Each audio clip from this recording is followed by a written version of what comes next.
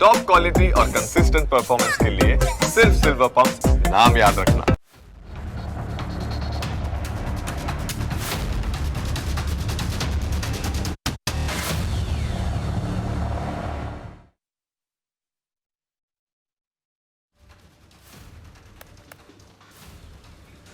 નમસ્કાર, હું Janak Dave. Full stop news analysis પ્રોગ્રામમાં આપનું સ્વાગત છે.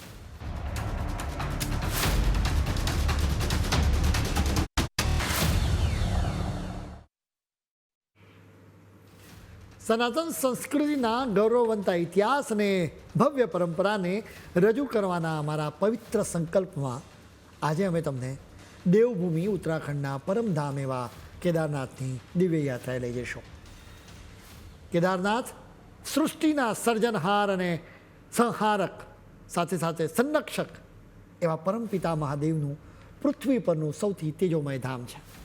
હિમાલયના એ ધવલ શિખરો વચ્ચે જ્યારે સૂર્યનું પહેલું કિરણ મંદિરના શિખરને સ્પર્શે ને ત્યારે એવું લાગે કે જાણે પ્રકૃતિ પોતે સોનાના થાળમાં સૂરજને લઈને મહાદેવની આરતી ઉતારી રહી છે. ત્યાંની હવામાં જે ગરિમા છે, ત્યાંના એક એક પથ્થરમાં જે ગંભીરતા છે, એ આપણને શીખવે છે કે સ્થિરતા કોને કહેવાય. જ્યારે પાંડવો પોતાના અંતિમ પથ પર નીકળ્યા હતા ત્યારે આ એ જ ભૂમિ હતી જેણે તેમને મોક્ષનો માર્ગ બતાવ્યો હતો. કારણ કે અહીં દેવના દર્શન નથી થતા, અહીં તો સ્વયં મહાદેવનો સાક્ષાત્કાર થાય છે. વિચાર તો કરો, જેનું રૂપ અનંત છે, જેની જટામાં ગંગા છે અને જેમના લલાટ પર ચંદ્ર બિરાજે છે, એવા પરમ તત્વ જ્યારે આ પહાડો વચ્ચે વિરાજમાન હોય ત્યારે એ સ્થાનની પવિત્રતા કેટલી અગાધ હશે. આ પવિત્ર સ્થાનનો મહિમા અપરંપાર છે. પુરાણોમાં કથા છે કે ભગવાન નરનારાયણે પાર્થિવ શિવલિંગ બનાવીને એમનો અભિષેક કર્યો હતો. નરનારાયણના તપથી મહાદેવ પ્રસન્ન થયા. નરનારાયણે મહાદેવને કેદારનાથમાં જ વસી જવાની પ્રાર્થના કરી. એ પછી મહાદેવ જ્યોતિર્લિંગ સ્વરૂપે ત્યાં જ બિરાજમાન થયા. સ્કંદ પુરાણમાં બીજી કથા છે કે કુરુક્ષેત્રના યુદ્ધમાં પાંડવોએ પોતાના બાંધવોની હત્યા કરી હતી, એટલે તેમના મનમાં પશ્ચાતાપની લાગણી હતી. આપણે ત્યાં યુદ્ધ બાદ પ્રાયશ્ચિત કરવાનું એક વિધાન છે. એટલે પાંડવોએ યજ્ઞ કર્યો. યજ્ઞ બાદ પણ તેમનું મન શાંત ન થયું, એટલે તેમને શિવના શરણે જવાની સલાહ આપવામાં આવી. તેઓ કેદારનાથમાં જઈ રહ્યા હતા ત્યારે મહાદેવ ગાય અને બળદોના એક ઝુંડમાં નંદી બનીને સમાઈ ગયા. પાંડવો આ મહાદેવની પાછળ પાછળ જતા હતા. ભીમે મહાદેવને ઓળખી લીધા. ભીમે મહાદેવે ધારણ કરેલા નંદી સ્વરૂપને પૂંછડી પકડી લીધી, જેના લીધે આ નંદીનો જે ભાગ ધરતી પર રહ્યો એને જ્યોતિર્લિંગ કહેવામાં આવે છે. કેદારનાથના દ્વાર અને તેના અપરંપાર મહિમાની આ વાત કરીએ ત્યારે આપણી નજર સમક્ષ માત્ર એક જ ભવ્ય મંદિર નહીં, પરંતુ સનાતન સંસ્કૃતિની અખંડ ધારા પ્રગટ થાય છે, જેણે સદીઓથી ભારત વર્ષને એક સૂત્રતામાં બાંધી રાખ્યું છે. આ એ પવિત્ર ધામ છે જેની માટીમાં ભારતનો આત્મા વસે છે, અને આત્માને પુનઃ જાગૃત કરવાનું ભગીરથ કાર્ય યુગો પહેલાં જગતગુરુ આદિ શંકરાચાર્યએ કર્યું હતું.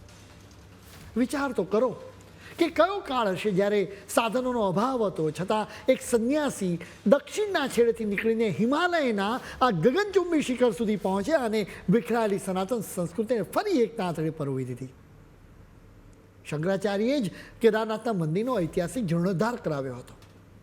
આ મંદિર માત્ર પથ્થરોનું બાંધકામ નહોતું, પરંતુ એ ભારતની શ્રદ્ધાનો પુનર્જન્મ હતો. શંકરાચાર્યએ સ્થાપેલી એ પરંપરા આજે પણ અહીંના વાતાવરણમાં જીવંત છે, જે આપણને યાદ અપાવે છે કે આ દેશ ભલે વિવિધતાથી ભરેલો હોય, પણ તેનું હૃદય તો કેદારના ચરણોમાં ધબકે છે. શંકરાચાર્યએ આ જ સ્થળે સમાધિ લીધી હતી. કેદારનાથ એ માત્ર ભૂતકાળની ગાથા નથી, પરંતુ આપણી સંસ્કૃતિના ઉજ્જવળ ભવિષ્યની ગેરંટી છે, જે દર વર્ષે લાખો શ્રદ્ધાળુઓને પોકારે છે કે આવો અને આ અપરંપાર મહિમાના સાક્ષી બનો. કેદારનાથની ગરિમાની વાત જ્યારે નીકળે ને ત્યારે કાળના કપાળ પર અંકાયેલી 16 અને 17મી જૂન 2013ની એ ભયાનક તારીખ આપોઆપ યાદ આવી જાય. એ દિવસે પ્રકૃતિએ જે રૌદ્ર સ્વરૂપ મચાવ્યું હતું, તાંડવ મચાવ્યું હતું, એ જોઈને આખું જગત ચોંકી ગયું હતું. કેદારનાથની પવિત્ર ખીણોમાં જ્યાં જુઓ ત્યાં માત્ર વિનાશના દ્રશ્યો હતા. પહાડો જાણે ચીસો પાડી રહી હતી અને મંદાકીનું રૌદ્ર સ્વરૂપ બધું જ પોતાની સાથે તાણી જવા માટે આતુર હતો. મનુષ્યનું સામર્થ્ય અને વિજ્ઞાનનો અહંકાર એ પ્રલયના મોજા સામે પાંગળો સાબિત થઈ રહ્યો હતો. બધું જ નષ્ટ થઈ ચૂક્યું હતું, બધું જ વેર વિખેર હતું. પરંતુ એ કાળરાત્રિમાં જ્યારે આસ્થાનો દીવો બુજાવવાની અણી પર હતો ત્યારે એક ચમત્કાર થયો, જે આજે પણ દુનિયા માટે એક મણ ઉકેલો કોયડો જ છે.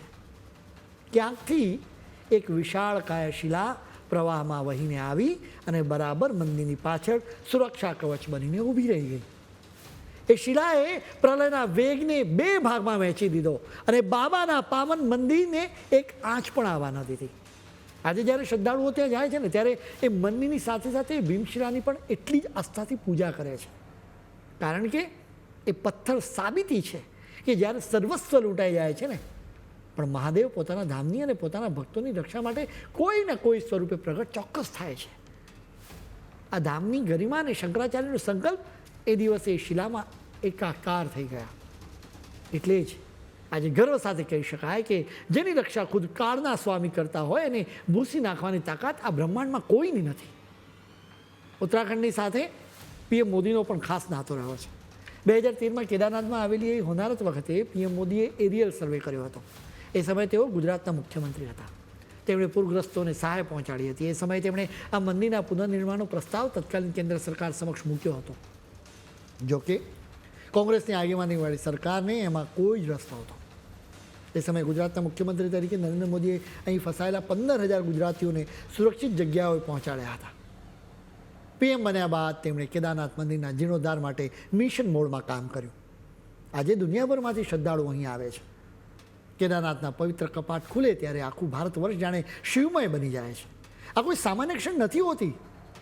આ તો ભક્ત અને ભગવાનના મિલનનો એવો ઉત્સવ છે જેની પ્રતીક્ષા કરોડો આંખો મહિનાઓથી કરતી હોય છે.